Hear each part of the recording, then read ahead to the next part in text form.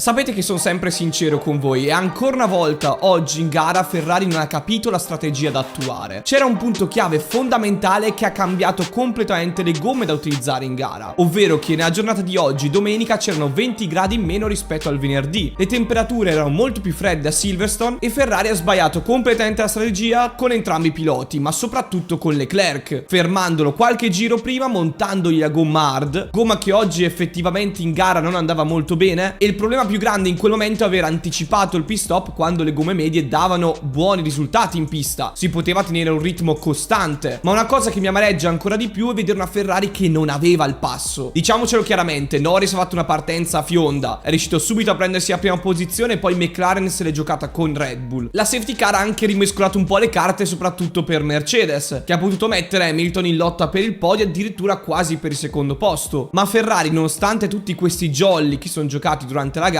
non è riuscita a tenere un passo costante e girava in media 5-6 decimi più lenta sia di Mercedes ma soprattutto di McLaren, e questa è la cosa allarmante. Andiamo a analizzare tutta la gara nel video di oggi vedendo il ritmo di McLaren che ha sorpreso tutti, ma prima di continuare vi ricordo di lasciare un like, di iscrivervi e attivare le notifiche per non perdervi nessun video qui sul canale. Ogni giorno andiamo a analizzare tutte le notizie sulla Formula 1 e su Ferrari. Io sono Rastro e oggi andiamo a analizzare gli aspetti salienti della gara a Silverstone. But now can Leclerc with DRS get back at Verstappen? We're heading towards turn 4. Can he stay on track? And it's just as he retakes the lead from Max Verstappen.